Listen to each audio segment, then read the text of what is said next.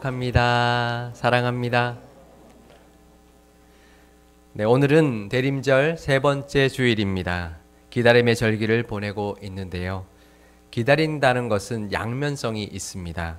무엇인가를 기다릴 때 합격을 기다린다든지 사람을 기다린다든지 어떤 결과를 기다릴 때도 한편으로는 설레기도 하지만 또 한편으로는 두렵기도 한 것입니다.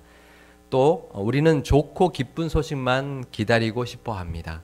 하지만 살다 보면 두렵고 떨리는 기다림도 참 많습니다. 대표적인 게 바로 시험 같은 것이죠. 그렇다고 두렵고 떨리는 기다림이 나쁜 것만은 아닙니다. 그런 기다림을 통해서는 한층 더 성숙해지고 성장할 수 있기 때문입니다. 하나님을 믿는 우리들도 늘 기쁜 일만 기다릴 수는 없습니다. 왜냐하면 하나님께서는 우리가 성장해 가기를 원하셔서 우리에게 달갑지 않은 기다림도 허락하시기 때문입니다. 오늘 시편 말씀에는 우리가 그리 원하지 않지만 피할 수 없는 신앙의 주제가 하나 등장합니다. 바로 단련입니다. 시편 66편 10절 말씀을 우리 함께 읽겠습니다. 하나님이여 주께서 우리를 시험하시되 우리를 단련하시기를 은을 단련함 같이 하셨으며, 하나님께서 우리를 시험하사 우리를 은을 단련함 같이 단련하신다고 시인은 노래하고 있습니다. 단련이라는 단어를 준비해 왔는데요. 두드릴 단자에 불에 달굴 연자를 씁니다. 그러니까 쇠붙이 같은 것을 불에 달구어서 망치로 두들겨서 단단하게 하는 과정을 뜻합니다. 성경에는 이 단어보다는 연단이라는 단어를 더 많이 쓰는데요. 연단이라는 단어도 제가 준비해 왔는데요. 이 단련을 뒤집으면 연단이 됩니다. 그래서 이 두 단어는 같은 의미입니다. 그런데 개역 개정 한글 번역에 보면 단련이라는 단어가 9번이 나오고요. 연단이라는 단어가 18번 나옵니다. 이 둘 다 대장간에서 쇠붙이를 불에 달구어서 두들려서 단단하게 만드는 과정을 뜻하는 것이죠. 그런데 사실 오늘 본문에서 단련이라고 번역된 이 단어의 원어는 차라프라는 단어인데요. 사실은 단련이라기보다는 재련이라고 해석하는 것이 더 맞습니다. 재련이라는 단어도 준비해 왔는데요.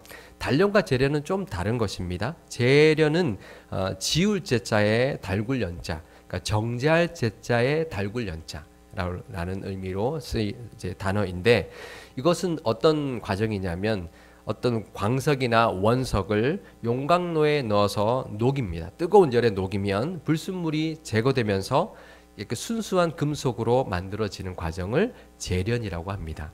쉽게 말하면 순수한 금속을 그런 광석에서부터 정제해내는 과정을 뜻하는 것이죠. 그래서 사실 10절을 원어에 맞게 정확하게 번역을 하면 이렇습니다. 제가 읽겠습니다. 하나님이여 주께서 우리를 시험하사 은을 용광로에서 달구어 재련하듯이 우리를 정제하셨나이다. 이렇게 번역하는 것이 더 맞습니다. 이 단련이라는 단어가 9군데 성경에 나오는데 그 중에서 가장 대표적인 말씀은 욥기 23장 10절 말씀입니다. 우리 욥기 23장 10절 말씀을 우리 함께 읽어보겠습니다. 그러나 내가 가는 길을 그가 아시나니 그가 나를 단련하신 후에는 내가 순금같이 되어 나오리라. 아멘. 그런데 이때 이 욥기에 나오는 단련이라고 번역된 이 단어는 바한이라는 단어입니다. 바한은 시험하다, 또 검사하다는 뜻을 가지고 있습니다. 그러니 이 구절도 사실은 정확하게 원어대로 해석하면 이렇습니다. 제가 읽겠습니다. 그가 나를 시험하신 후에는 내가 순금같이 나오리라, 되어 나오리라 라고 번역해야 더 원어에 가까운 번역입니다. 물론 이 시험은 정제하기 위한 시험입니다. 그래서 이 두 단어, 차라프라는 단어, 또 바한이라는 이 단어가 스가랴서 13장 9절에 보면 같은 목적으로 사용되고 있는 것을 발견할 수 있습니다. 스가랴서 13장 9절 말씀을 제가 읽어드리겠습니다. 내가 그 3분의 1을 불 가운데에 던져 은같이 연단하며 금같이 시험할 것이라. 그들이 내 이름을 부르리니 내가 들을 것이며 나는 말하기를 이는 내 백성이라 할 것이요 그들은 말하기를 여호와는 내 하나님이시라 하리라. 그러니 이 차라프라는 단어와 바한이라는 단어를 써서 은을 재련하며 금을 시험하는다는 것을 목적은 불순물을 단어 둘 다 불순물을 제거하여서 순수한 은을 만들고 순수한 금을 만들기 위한 과정이라는 것을 그걸 위해서 쓴 단어라는 것을 알 수 있습니다. 이런 금과 은을 시험하고 재련하는 것과 같은 그런 과정을 통해서 이스라엘 백성들은 하나님의 이름을 부르게 될 것이고, 그러면 하나님은 다시 이스라엘을 하나님의 백성 삼아 주시고 하나님은 이스라엘의 하나님이 되어 주실 것이라고 말씀하고 있는 것입니다. 이 말씀처럼 우리의 영적인 불순물을 다 제거하고 나면 우리는 하나님을 더욱더 찾게 될 것이고 우리는 더 많은 하나님의 은혜를 돌보심을 받게 될 것입니다. 그래서 다윗은 시편 26편에서 오히려 하나님께 자신을 시험해달라고 재련하게 해달라고 강구하고 있습니다. 시편 26편 2절 말씀을 우리 함께 읽겠습니다. 여호와여 나를 살피시고 시험하사 내 뜻과 내 양심을 단련하소서. 다윗이 참 대단한 것 같아요. 다윗이 대단한 것은요, 누구도 원하지 않고 피하고 싶은 그 시험을, 그 단련을 오히려 자신을 바한해 주셔서 시험해 주셔서 또 자신의 뜻과 마음까지도 차라파해 주셔서 정죄해 달라고 그렇게 하나님께 간구하고 있는 것입니다. 그런 하나님의 모습까지도 기대하고 간구하고 있는 것이 이 다윗의 모습이고 대단한 모습입니다. 우리에게 닥치는 시험과 고난도 우리 믿음의 유익함을 믿고 고백하고 다윗처럼 오히려 그것까지도 기대하는 신앙의 경지까지 가실 수 있기를 바랍니다. 아멘이 잘 안 나오시죠? 그래도 믿음으로 아멘 하실 수 있기를 바랍니다. 그런데 한글 성경에서 왜 굳이 시험과 재련이라는 뜻의 원어들을 왜 단련과 연단이라는 단어들로 번역을 했을까요? 이건 제 개인적인 견해입니다. 학자들한테 물어본 것은 아니고요. 책에도 나오지 않습니다. 왜 이렇게 번역했는지. 제 생각에 이런 것 같습니다. 우리 한국 성도들은 이스라엘 백성들보다 더 깊은 믿음의 단계까지 나아가기를 원하시는 성령님의 인도하심이 그 번역 과정에 있지 않았을까라고 그렇게 생각해 보았습니다. 어떤 금속이 쓰임을 받으려면요, 재련을 통해서 순수해지고 난 다음에 그 용액을 틀에 부어서 어떤 형태로 만들고 불에 달구어서 망치로 두들겨서 단련을 해야 됩니다. 그래서 한글의 번역은 모두 재련이나 정제보다는 단련과 연단으로 번역하고 있는 것 같습니다. 왜냐하면 그래야 비로소 쓰임 받을 수 있기 때문입니다. 믿음의 순도도 높아질 뿐만 아니라 하나님이 원하시는 모양으로 빚어지고 더욱 단단해져서 하나님께 쓰임 받는 그런 저와 여러분 되실 수 있기를 축복합니다. 오늘 본문 말씀에는 하나님께서 우리를 단련시키는 방법 3가지가 소개되고 있습니다. 그 첫 번째는 우리를 끌어 그물에 걸리게 하신다는 것입니다. 시편 66편 11절 앞부분을 제가 읽어드리겠습니다. 우리를 끌어 그물에 걸리게 하시며, 이것은 덫에 걸리게 한다는 뜻입니다. 하나님께서 우리를 이끌어서 덫에 걸리게 한다는 것입니다. 왜 그럴까요? 왜 하나님이 우리를 덫에 걸리게 하실까요? 덫에 걸리면 어떻습니까? 덫의 특징이 있습니다. 덫에 걸리면 발버둥 치면 칠수록 더 엉키고요, 더 조여옵니다. 덫에 걸렸다면 우리가 할 수 있는 일은 누군가의 도움을 구하고 기다리는 것입니다. 그럴 때는 발버둥 치면 안 됩니다. 오직 하나님만 바라봐야 합니다.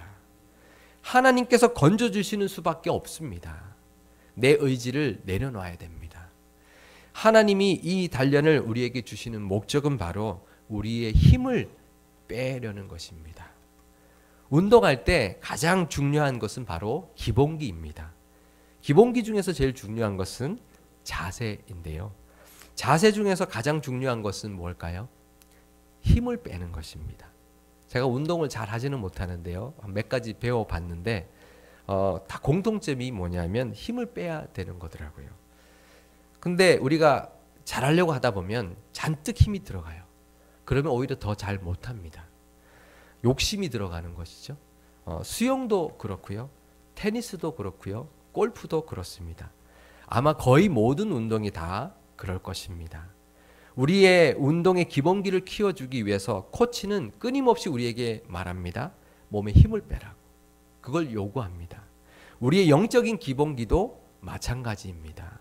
우리의 의지의 힘을 빼야 합니다.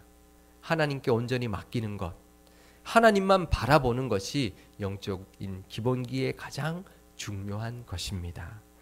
특히 어려운 일을 닥쳤을 때, 또 어떤 문제가 내 앞에 놓여 있을 때에 그럴 때일수록 우리는 우리의 힘을 빼야 합니다.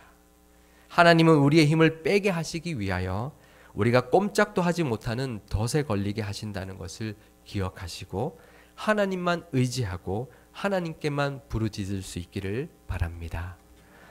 두 번째 단련법은 어려운 짐을 우리 허리에 메어 주신다는 것입니다. 시편 66편 11절 뒷부분을 제가 읽어드리겠습니다. 어려운 짐을 우리 허리에 메어 두셨으며, 허리에 짐을 메어 두면 걸어 다니기가 매우 힘듭니다. 왜 하나님은 우리에게 이렇게 힘들게 하실까요?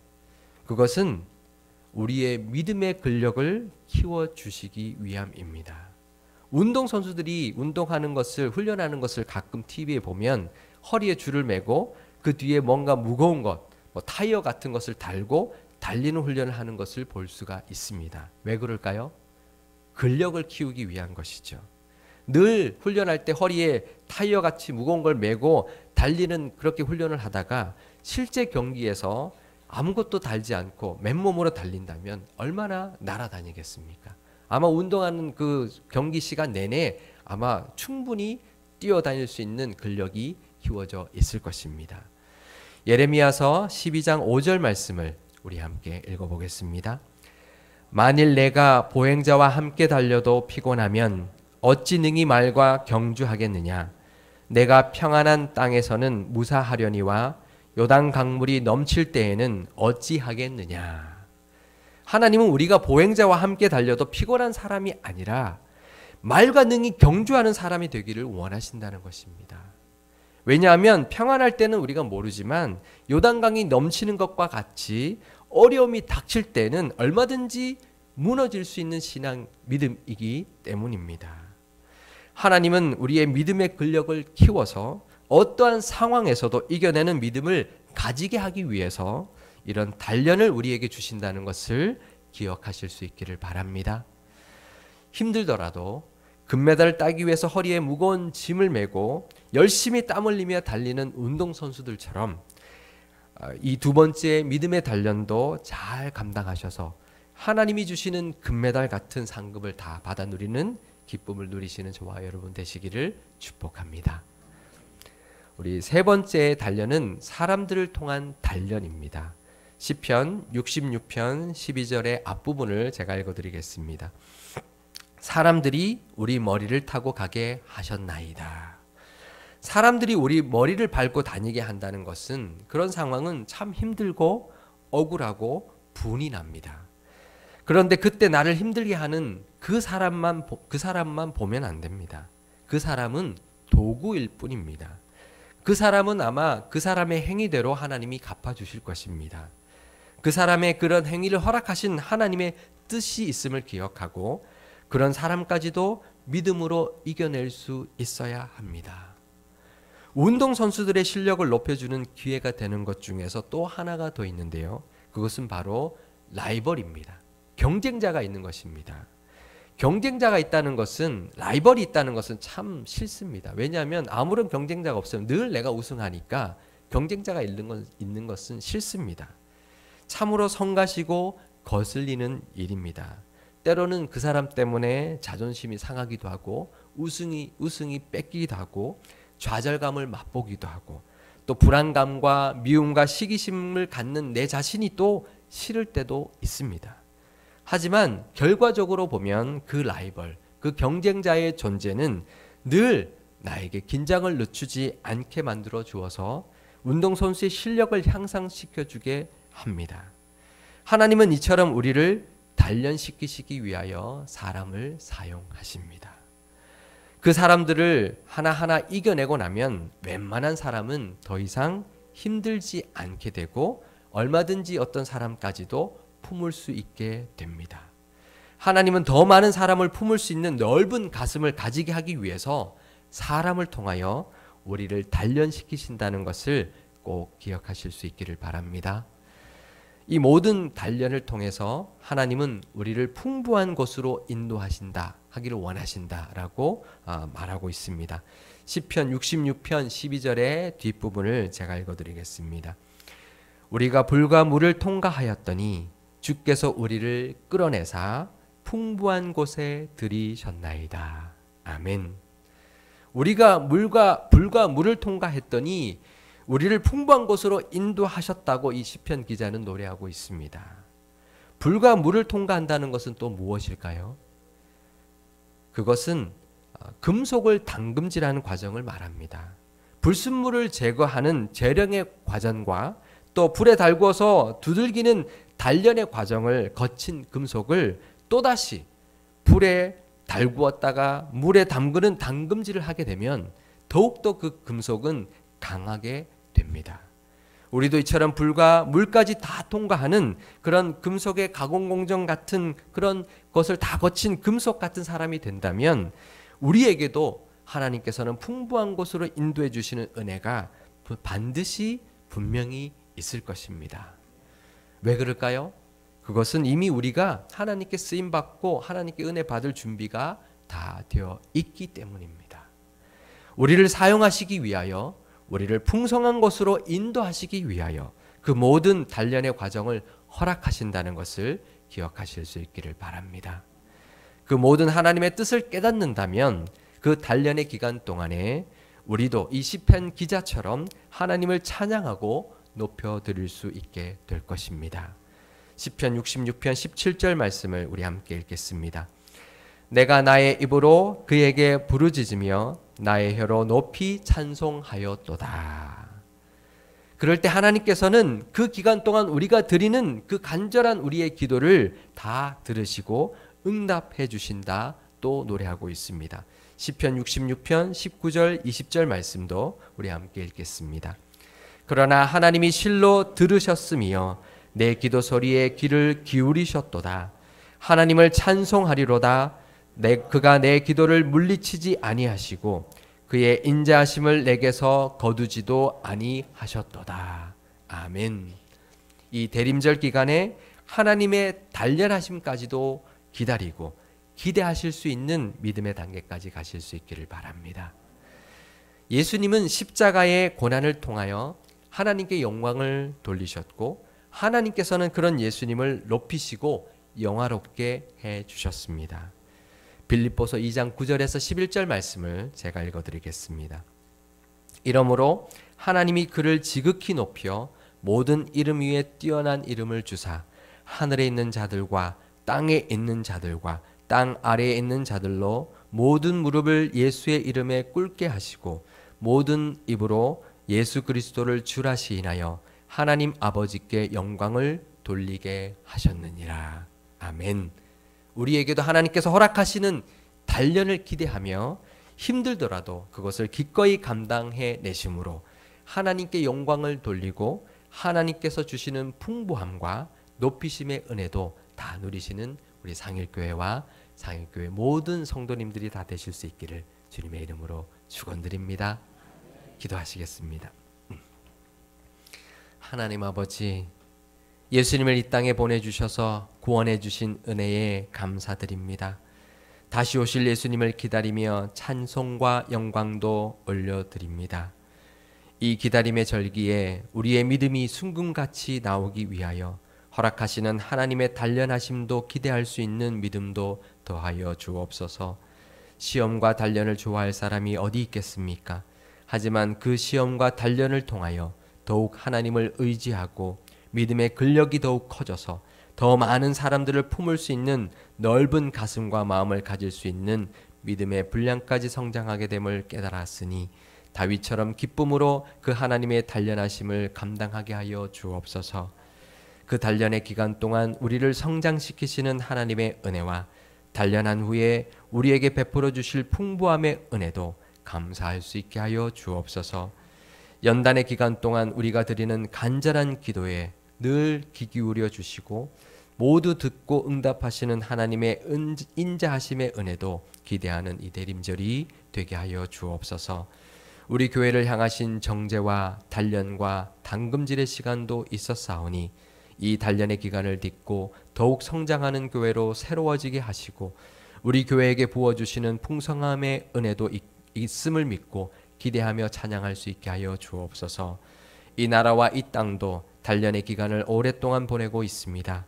이제 이 모든 불과 물을 다 통과하여 평화와 번영을 누리게 하여 주시고 하나님께 귀하게 쓰임받는 하나님께 붙들린 민족 되게 하여 주옵소서.